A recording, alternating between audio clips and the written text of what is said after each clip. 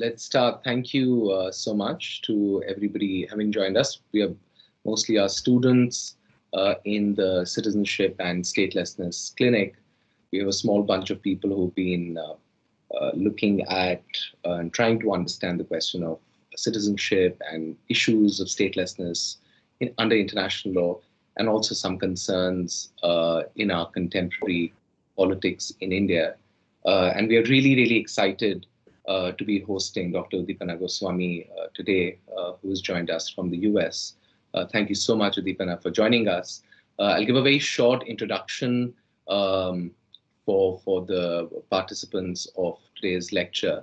Dr. Goswami is an absolutely excellent and, in my view, an infinitely nuanced scholar and chronicler of India, specifically looking at the northeastern region, its cultures, its politics for many years. And in fact, she has a very impressive body of work. She has done this in her collection of folk tales, which is called Where We Come From, Where We Go.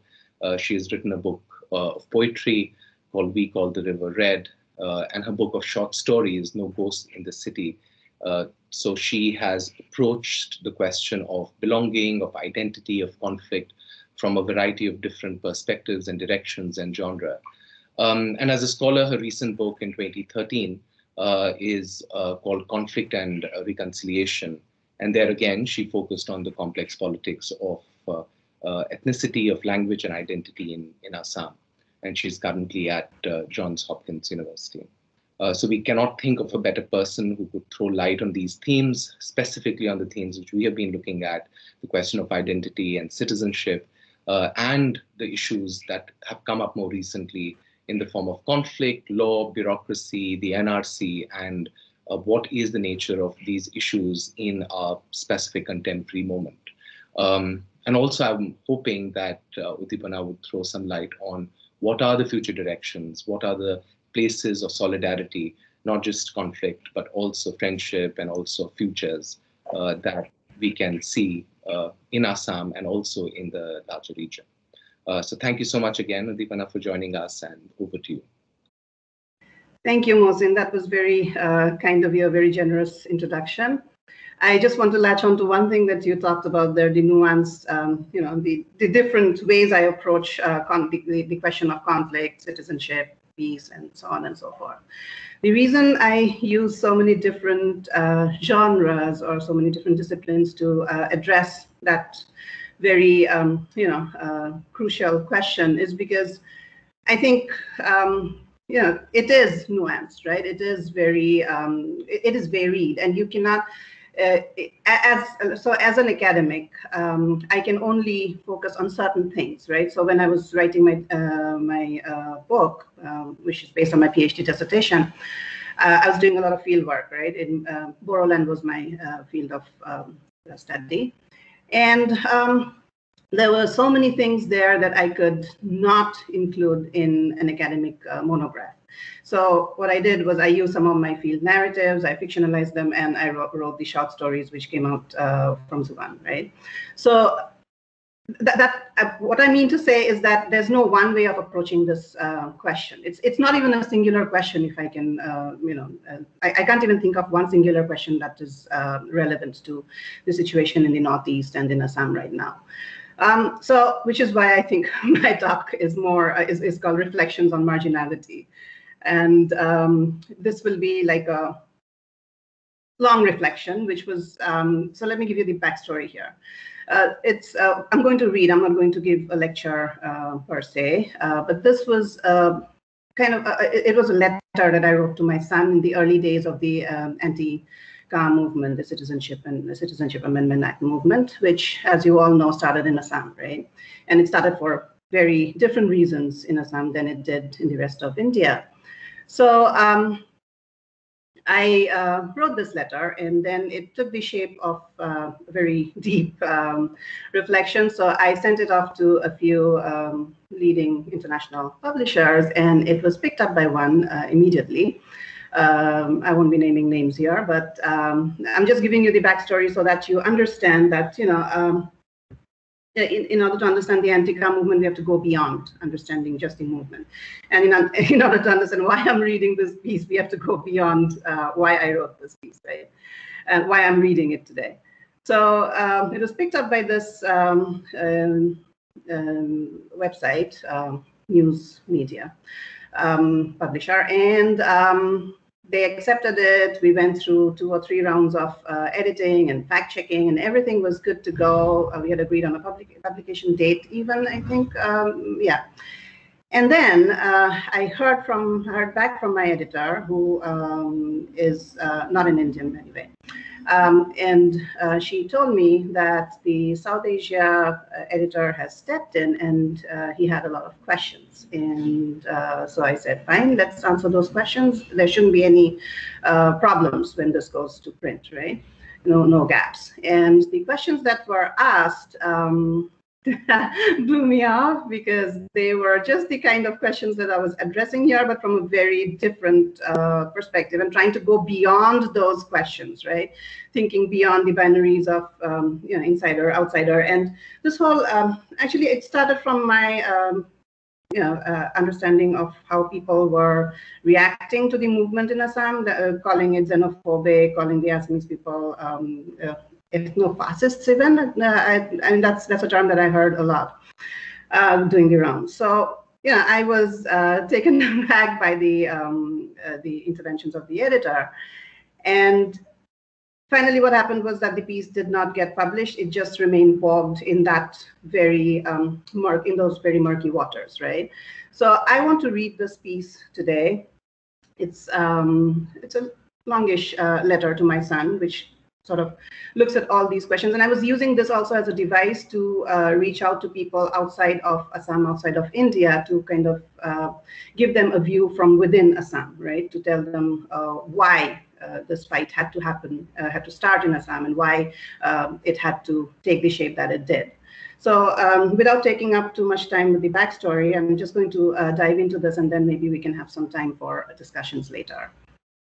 Okay, so here goes. My son, the last few days, you have seen me crying and raging by turns, glued to the screen, watching news of protests and violence back home in India. You have watched with me the frightening scenes of police and military personnel aiming their guns at people in Guwahati, the city we return to every year. You have heard me frantically calling your grandmother, uncle, and aunt. You were worried when you could not see their faces when you called because they had no internet. And I was worried that they would soon be without phone connectivity as well. That, like Kashmir, our homeland Assam too, will be blacked out from the rest of the world by the Indian government. So just quickly to remind you, this was written in the early days of the anti-CAA movement, when the internet was banned in Assam. Coming back. But why, you ask? How will we know what's happening back home if we cannot speak to them? I tell you that is precisely why. The Indian government does not want the world to know how people in the northeast periphery of the country are fighting to survive and live with dignity in their own country. As in the rest of India, people in Assam are fighting against the Unconstitutional Citizenship Amendment Act. Through it, immigrants from select neighboring countries who practice select religions will be given citizenship within 5 years of coming to India, instead of the 12 years as it used to be. There are also thousands of undocumented migrants already in Assam who will become citizens through this act.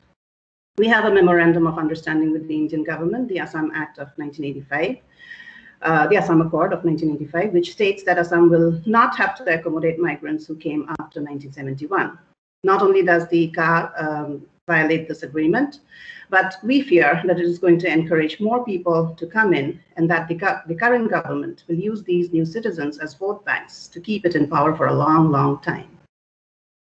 The fight on the mainland, mainland India, is a fight against the exclusionary nature of the act. They feel, and rightly so, that a specific community cannot be excluded from citizenship on the basis of religion.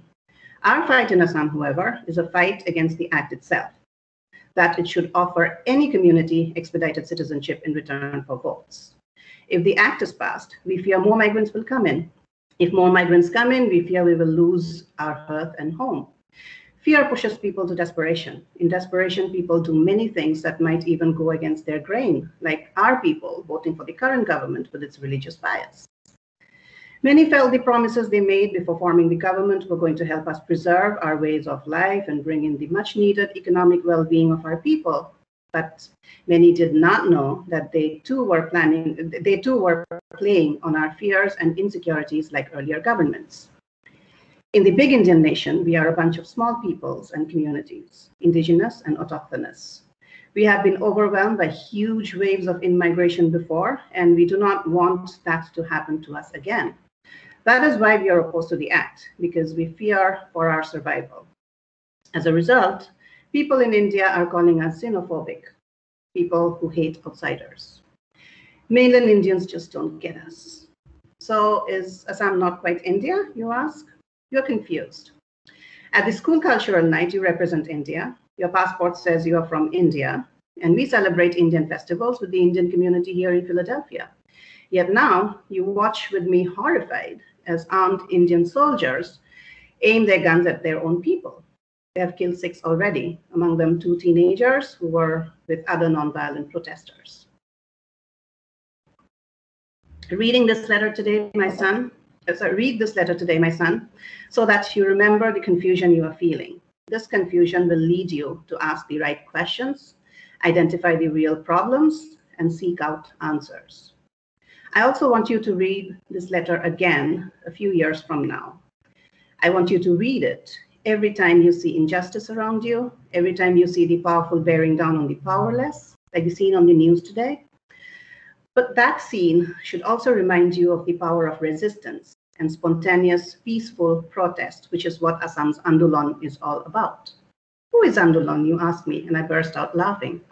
Andolan is an uprising, I explain, and narrate the story of how, when I was a little girl, your grandfather went to jail along with other professors from all over Assam. They were fighting the same battle for survival as we are fighting now. Can you imagine? They were already marginalized by migrants from within and outside India when, in 1971, the Bangladesh Liberation War happened next door, and the people of Assam were overwhelmed by countless refugees created by war. They wanted the Indian government to regulate the flow of the people and make the rest of the country share our burden. But the Indian government was unresponsive. All they cared about, like the British before them, was draining away our oil and coal reserves to the mainland and destroying our forests and hills to feed industries elsewhere. So the lawyers, traders, homemakers, artists, students, and public employees all joined the professors in filling up the jails to draw the attention of the Indian state. For 6 years after I was born, from 1979 to 1985, there was this other Andolan, a mass civil disobedience movement against the Indian state. Promises were made and then broken, so we had to start it again, this other Andolan, 40 years later. In between, some of our people started an armed independence struggle, thinking violence will empower us. But for more than 3 decades, Assam was a war zone. In those decades, we all lost family, we all suffered, and we only want peace now. Remember, peace is powerful too. And when you see images and recordings of the protesters on the street now, sitting in circles and clapping their hands and singing or shouting slogans, voicing their anger, and lighting lamps or marching with fiery torches into the dusk, they are demonstrating that power. It is the power of the Oromia Rise, our people as a collective. It is the power of standing together, not against or above. It is the power only the marginalized and disenfranchised know and appreciate because they survive on solidarity.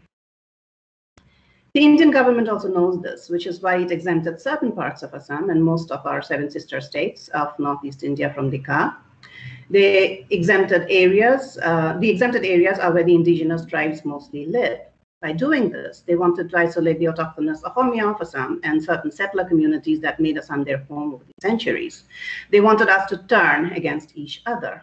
The Northeast is home to thousands of small communities, indigenous and autochthonous, settler and indigenous, who joined India 72 years ago. The indigenous were promised protective discrimination, but their ways of life are also under threat.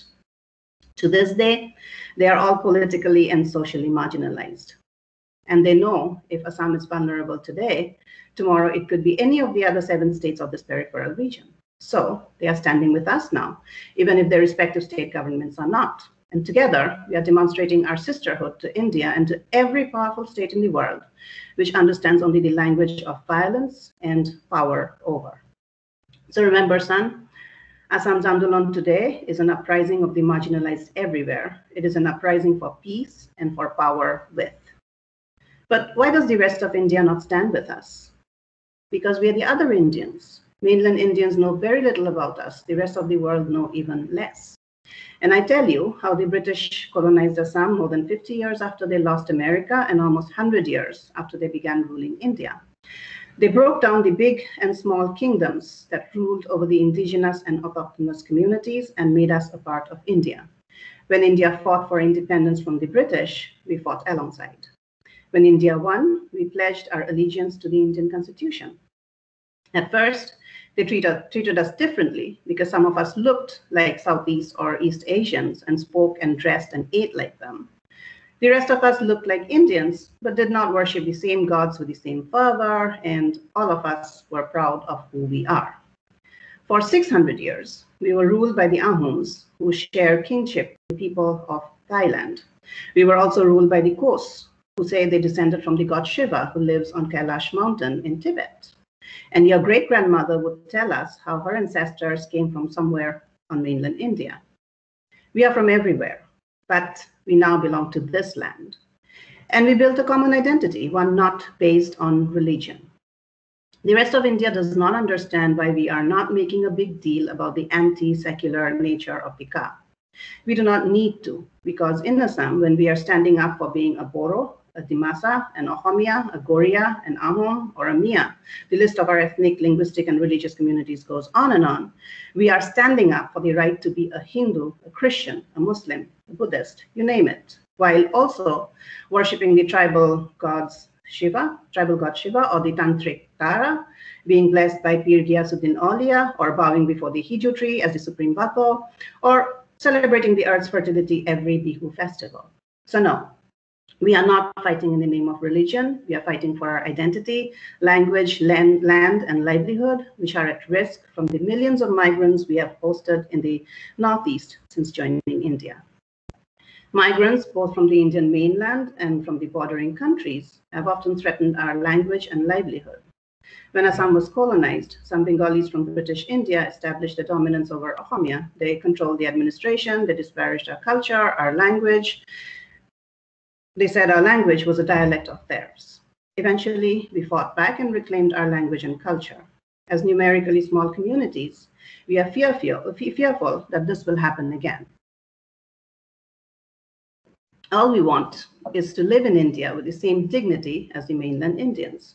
Speak the 1,001 tongues we speak without being told to keep the ching chong to ourselves, wearing our clothes without having to hear what lovely costumes they are, eating our naturally preserved food without offending someone with its smell. You cannot understand how somebody would not love our fish and pork and bamboo shoot and greens. Then you remind me yet again that your uncle and not I cooks the best pork in the whole wide world. Well, I feel I have to tell you how, as a student, I and my friends were not allowed to rent houses in India's capital city, Delhi, just because we ate pork and beef. We were forced to leave our homes in the Northeast and go to mainland Indian cities so we could continue our studies uninterrupted by the conflict and violence of our years growing up. When we reached the mainland, though, we faced racism. Some of us were physically attacked, and a few students were also murdered by mainlanders who considered us outsiders. And we are racist and xenophobic now? Despite all of this, however, we wanted to coexist because we know it is the ignorance and prejudice that is the problem, not individuals. We just want to belong. We speak their language even to each other. We wear their dresses, follow their rituals. We sing their songs without expecting them to sing ours. And we do this because we believe in living and growing together. But when they saw this, they thought they could make us what they are. Now they want us to be too much like them and to forget who we are. But son, always remember, we Ohomia are a people of the world. We have so many strands in our history. We are such a plurality of peoples, cultures, religions, and languages. And we have always embraced being part of a larger universe. So this Andolan really is our fight to remain who we are. anti-racist, and inclusive of diversity. We cannot be that, though, if they pit us against each other and against immigrants who will come to our land dreaming of a dignified life, only to find themselves in competition with us who already have so little. But here they say Trump is racist because he's anti-immigrant. Why are we being anti-immigrant? I tell you, we do not want more immigrants coming into Assam because we have already hosted countless numbers since we joined the Indian Union. Every time there was a war, every time there was persecution, every time there was forced migration from the neighboring countries, the Indian government offered them shelter and settled them in Assam and other parts of the Northeast. We are, after all, at India's borders with Myanmar, Bhutan, Bangladesh, Nepal, China. And we do not have a strong enough political presence on the mainland that the government feels compelled to take our concerns into consideration, which is why we have to take to the streets, shout slogans, and fill the jails. So all of this to tell them that we cannot afford such hospitality anymore. Let the rest of India share our burden. That is why we protest, so that we do not have to starve to death on our own land, so that our languages do not continue to die out. We have already lost so many, so that we are not forced to turn against people who might need genuine help. So our fight is for the right to self-determination. That is what I tell you. And then you mull for a while. Self, term, those exercises in school where you're made to guess the meanings of words are paying off. Live on your own terms, you mean? You ask me. Precisely. Like on the Native American reservations. I'm glad you read so much, and I tell you about our 6 scheduled lands, which are protected indigenous territories according to the Constitution, but which in practice are also not safe. If the population keeps increasing, people have to spread. They have to spread out. If they spread out, they will be in somebody's way. And that is how conflicts begin. And since, since you're always so curious about my students, I tell you about one of them who wrote about the betrayal of Thanksgiving. The natives welcomed the immigrants and shared their bounty with them. Then the immigrants took over everything they had. We want to avoid that. When we had plenty, we welcomed them. My grandfather's generation and those before them invited hardworking peasants from neighboring regions to settle the lands. We benefited from them and they from us. But we no longer have enough for ourselves. How do we feed our guests? Assam is one of the 5 poorest states in India, ranking in the lowest 5 performing states in terms of economy, infrastructure, health, law and order, governance, and many other things. For the longest time, our jobs, our lands, our businesses were controlled by outsiders. We were immobilized, militarized. We had started limping back towards self-dependency only recently, leaving our violent years behind. We were using our old knowledge to build new industries, like your uncle working with small farmers to help them sell their pork in markets on the mainland. We were realigning our cultural pride and taking our music, our dances, our weaves to the entire world. But the CAA raised those fears again. Our people are once again afraid we will be impoverished and marginalized in our own land, like the Native Americans, and other indigenous and autochthonous peoples everywhere. So you see, it is not just our Andolan, it is an Andolan for indigenous and autochthonous rights all over the world, wherever small peoples are being annihilated by large government and larger corporations. Are corporations the same as governments, you ask? And even as I tell you that it is governments that are now behaving like corporations and promoting them at the cost of the people, I know you do not yet understand how those entrusted to rule by their own people can turn against the people for profit. You remember when we were in Assam and your grandfather was always worried the groundwater would also disappear like the rainwater? You ask why we could not just bring water from the river. The Brahmaputra runs through the entire length of Guwahati, and yet we have no water supply system. A couple of years back, an American company was accused of allegedly bribing government officials to secure the water supply project in our city. And your grandmother still has to ration every drop of water in the house. Small communities like ours used to live in harmony with the planet with our traditional sustainable practices. You hated eating the posolai that I made you, but as I told you, it is the cooked trunk of the banana tree. We Ahomya use every part of the plantain, from eating the fruit and flower and trunk to making biodegradable plates and bowls from the leaves and trunk. Then we either compost what is left or burn it to make the alkaline tar from the ashes and use it as shampoo and detergent. The ashes go back into the earth as natural fertilizer, and the cycle of life continues. When I was growing up, we had a small banana grove behind our house, and your grandfather used to make the car at home. Yes, even in the city, people had fruit trees and vegetable gardens in their backyards. My cousin Babu's family also had a pond with fish and ducks. But then the number of people in the city increased, and people's houses started growing vertically. Now our backyards are not so big, if we have any at all, and we mostly live in concrete monstrosities built with cement manufactured by international corporations. This cement is made from limestone mined from the neighboring hills of Assam without any assessment of the environmental or health impact on local indigenous communities. These corporations are outsiders with no emotional connection to the land. They do not care about giving back to the land the way we do. They displace communities, they endanger them, while the government profits from them. So, in a way, when we are fighting a government that kills its people and their ways of life while allowing the exploitation of their land for profit, we are also fighting for the planet. You were so impressed by Greta Thunberg and the fight she is leading for young people's rights to inherit a livable earth. And I'm happy young people everywhere are taking charge of the future today, from Parkland, Florida to the streets of Hong Kong. In Assam, it was always the students at the forefront, guided by their elders. The 1979 Andolan was also largely student-led, and so is this one today. But the students made a mistake. They trusted the wrong sort of adults to guide them. Those entrusted with guiding the youth ingrained in them a rhetoric of hatred, leading them down a self-destructive path. The Andolan turned violent. Thousands of people were killed. Settler Muslims at Nelly, and indigenous people at Dula, Pulung Sapori, Gopur. An entire generation of young people lost years of education, but more sadly, they lost their humanity. Youth is impulsive. Youth is passionate. That is why it can bring great changes. But this is also what leaves it open to manipulation. Now, more than ever, young people need to be careful who they trust. When you are ready to take your place among these inspiring young people, my son, remember that everywhere around you is the language of violence. The need then is to be vigilant and to choose your vocabulary as carefully as your nonviolent strategy. As a professor of rhetoric, I should know the power that words wield. Our people in Assam use the term illegal Bangladeshi indiscriminately to refer to all immigrants, leaving themselves open to being xenophobic and anti-Muslim.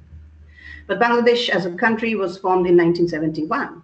Many who are called Bangladeshi in Assam today are earlier settlers, welcomed into Assam when we needed them after our population fell drastically in the 19th century from diseases like malaria and Kala-Azar and natural disasters like earthquakes.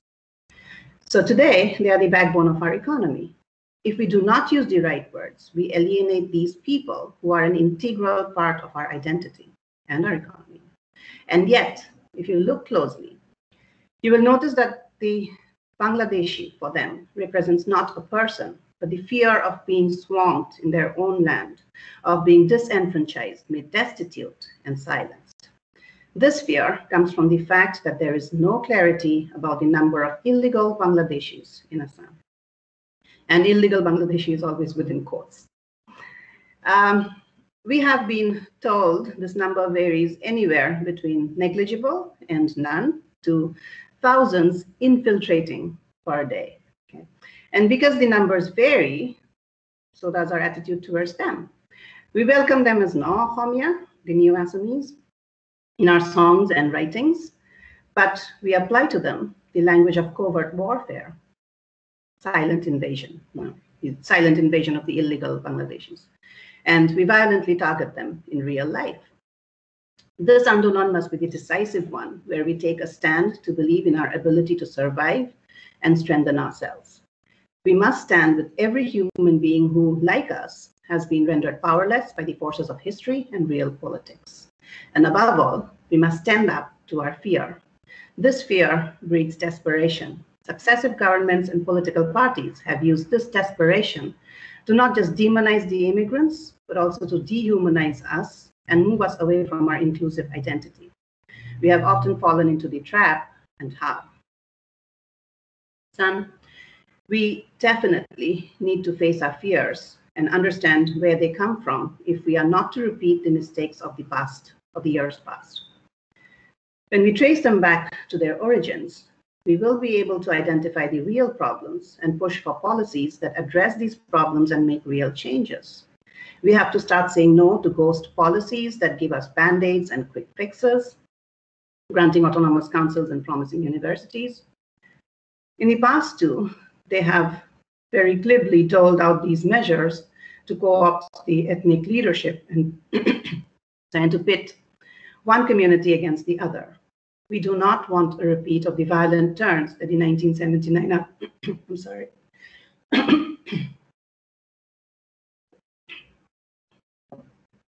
We do not want a repeat of the violent turn that the 1979 Andolan took. At the time, we did not stand together, we killed each other, and we betrayed ourselves. Our hands were red with the blood of our fellow human beings. You must learn from those sins we committed. Let the dark days we are now seeing be our retribution. You should inherit a more loving world. And though we are in America now, remember, you come from me, and through me, you will always be connected with Assam. Take our land and its people wherever you go, relate them to whoever you meet, build a beautiful, connected world. Fight the good fight, my son, and when you do not kill, do not die, live in love. Signed, your mother. Okay.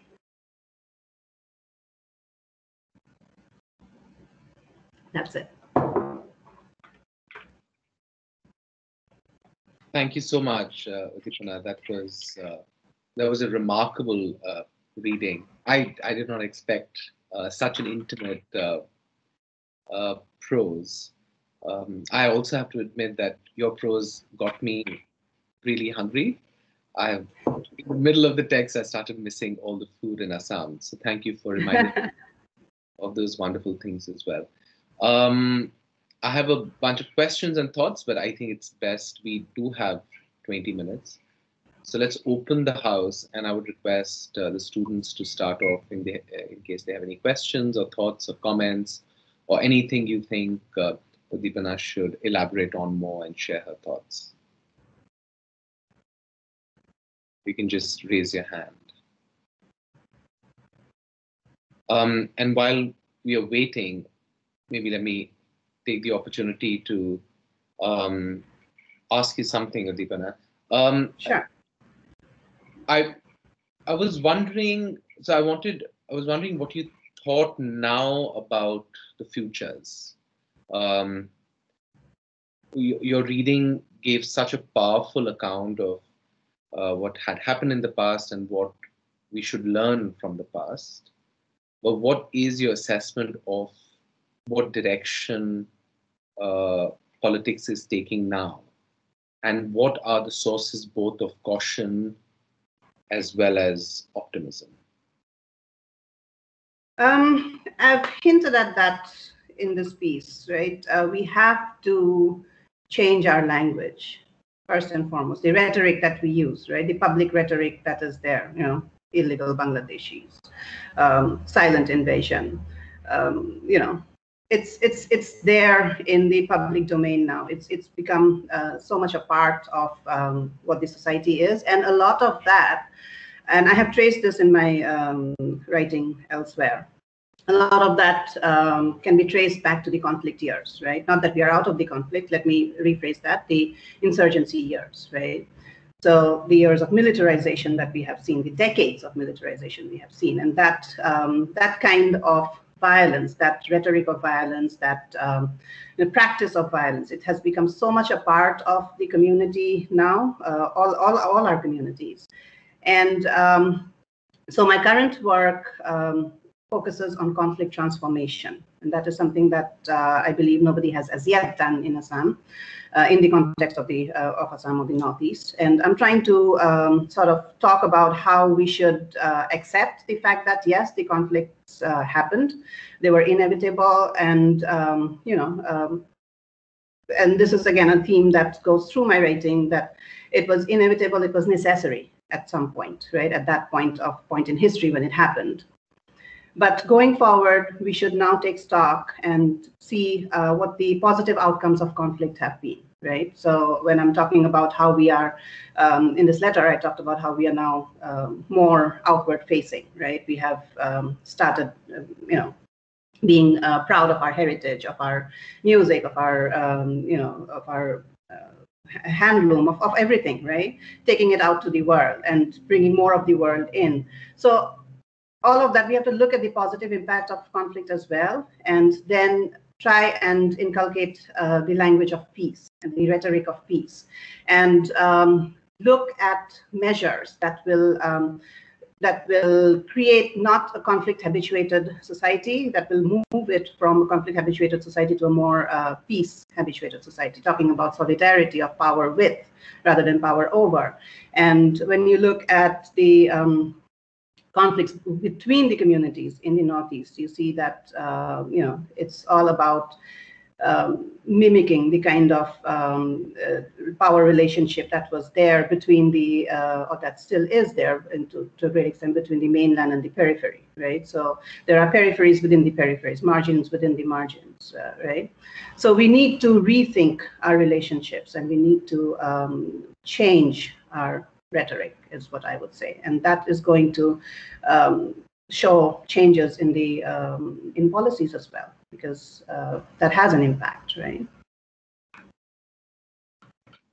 We have a couple of questions. Yeah, let's start with Pritha. Please go ahead, Pritha. Hi, I really liked the prose. It was amazing, especially the last line, the way it ends. Thank you. From what I understood, and it reminded me of another lecture that I attended on the conflict between state narrative and people's narrative.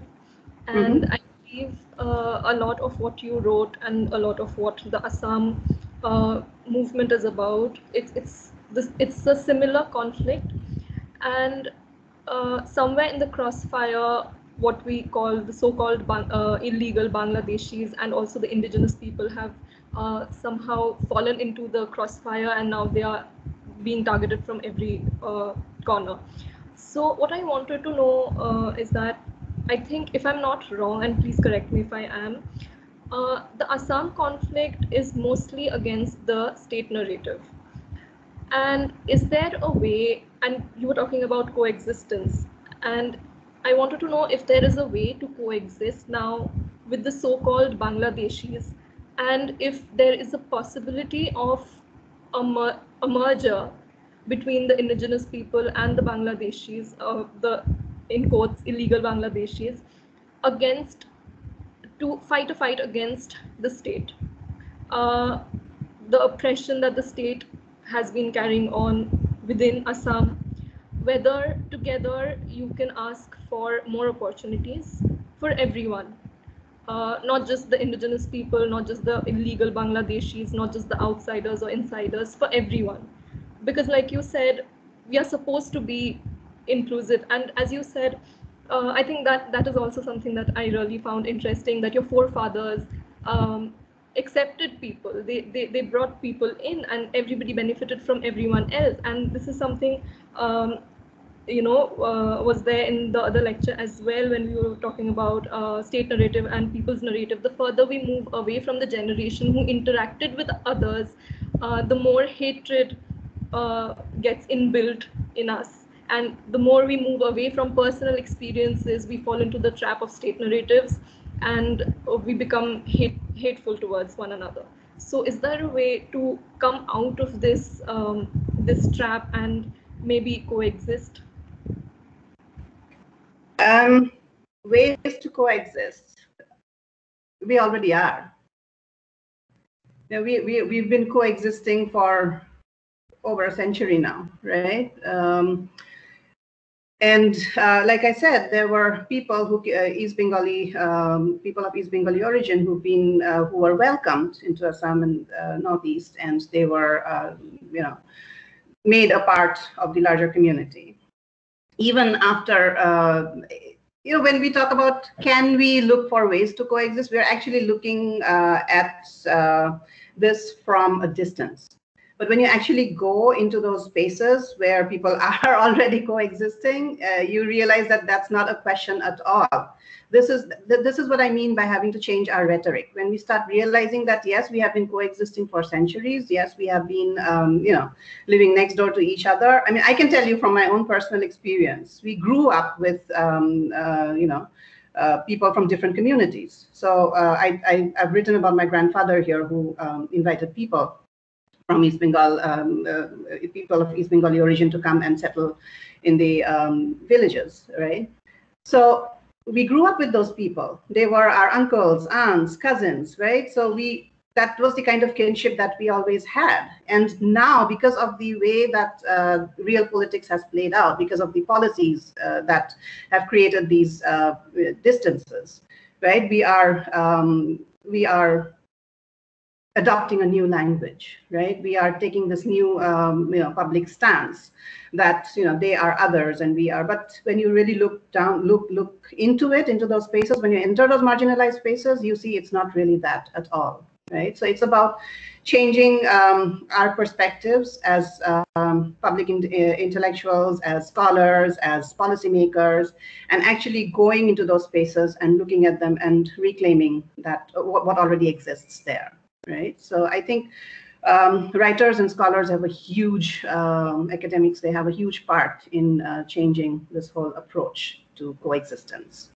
Does that answer your question? I think you also asked about solidarity, right, between communities. And again, it boils back to the same thing, right? When you talk about all these disenfranchised communities or these, marginalized communities coming together and opposing the state narrative, right? The people's narrative versus the state narrative. That is, yes, that is what we need to reclaim, right? That is the crux of what I am driving at here. And yes, we really need to do that. How we do that, again, is, by changing our language, by actually writing more, talking more about it, and going into those spaces again. Does that answer your question? I think it does, yes. Thank you. Okay. Thank you, Pritha. Yeah, Rishi, please go ahead. Thank you so much for your piece. It's very moving.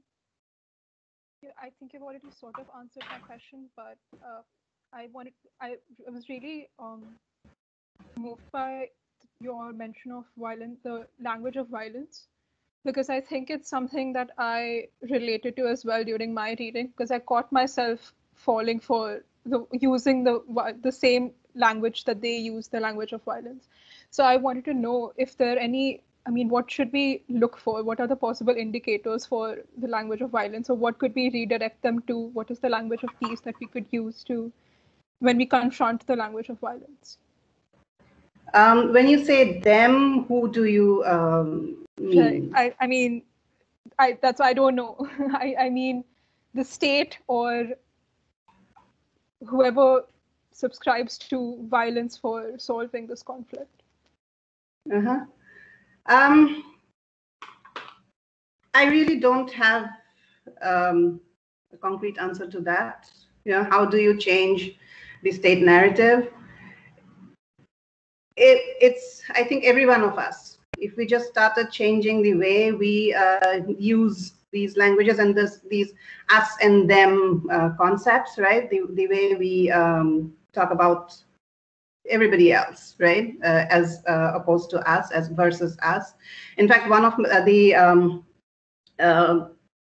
most recent things that I have been thinking about and writing about is also how the mainland should, take lessons from the periphery. The us and them should come together and really understand the state narrative of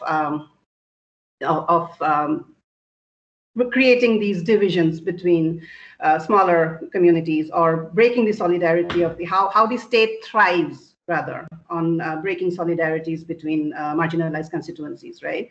So if you are interested, I can share that piece with you where I wrote recently that what has been happening on the mainland, sorry, on the periphery, right, where one ethnic group is pitted against the other, where the indigenous communities are, positioned in opposition to the settler communities, et cetera, that is the same approach that has actually caused the violence on the mainland in the recent months, right? So how marginalized communities are further marginalized from the dominant communities, right? How there's this hierarchy of relationships that's been created, and we need to recognize that nature of the state. The moment we recognize that, we can call it out, right? So when we think about the Northeast on the mainland, and that is something that I have, I'm saying from experience with being in conversation with colleagues and peers on the mainland. It's like what's happening in the Northeast is something totally different from what happens on the mainland, right? Even in the Northeast, we feel that India treats us differently, right? So that India and not so much India, right? But even in the mainland, it's the same state, right? It's the same state, it's the same approach, and it comes up every now and then. And we have to be able to recognize that, that narrative. We have to be able to recognize that narrative of dissension, of divergence, of creating all these fissures, if you like, right?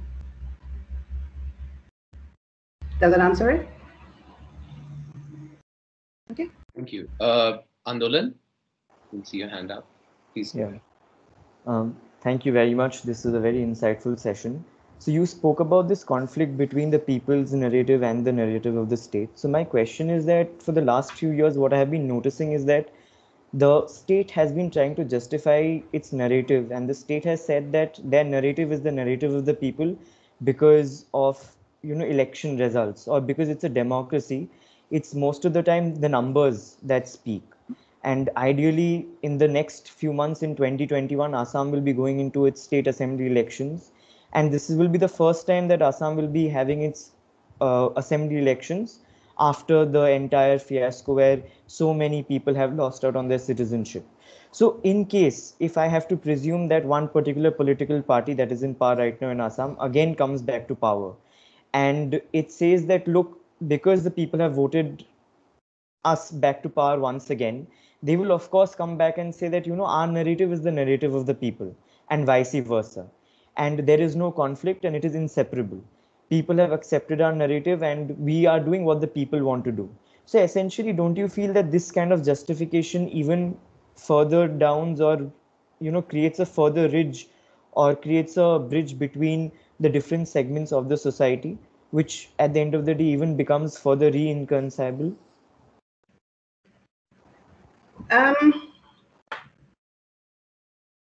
At some level, people actually get the government that they, I don't want to use the word deserve, but something close to that, right?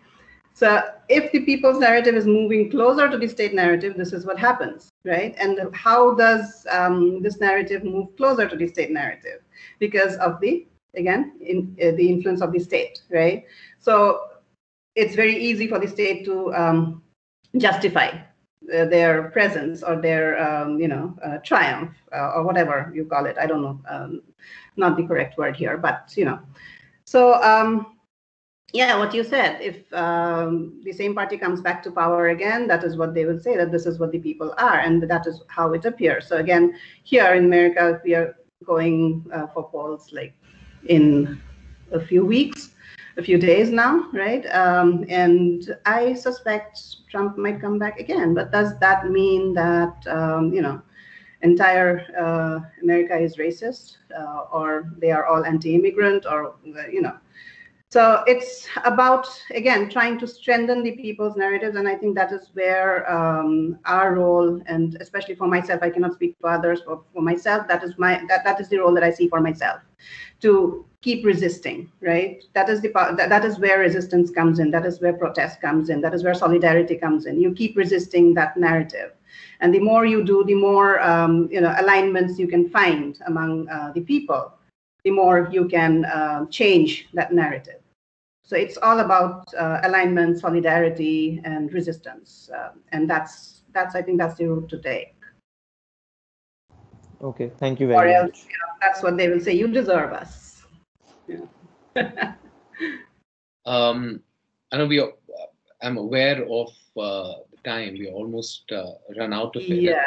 On the other hand, but if I have your permission, Uddipana, I just wanted to ask you one question, because this is a puzzle I've been, and I'm sure the others have also. After all, we're in a law school, in a law course, at the risk of it being a bit abstract. And I was wondering, and each time we have looked at the question of Assam or the question of citizenship specifically in the region, the question of law keeps coming up. And I was wondering what you thought of how law plays a role in what you look at, and particularly when you look at language of resistance or the language of solidarity. Because law and the Constitution obviously at one level offers protections, or what appear to be protections, like the 5th and 6th schedule, question of federalism. At the same time, sometimes the same tools are used to what you've rightly identified as breaking solidarities and cooperation among communities in order to sometimes incentivize discord rather than bring people together. And now there is this ubiquity of law everywhere, foreigners tribunals, the NRC, the Supreme Court. Each time I go to Assam, what strikes me is just there is so much law, and it's just become part of ordinary parlance. In some ways, just sort of colonized the ordinary lives of people. So I was wondering whether you thought that law has a role in this, or do we need other languages, a more insurgent, perhaps a more indigenous language to articulate our political and social relationships with each other? Or are you still hopeful that law rights, which inevitably will bring in the state in some form or the other, is also a space worth considering?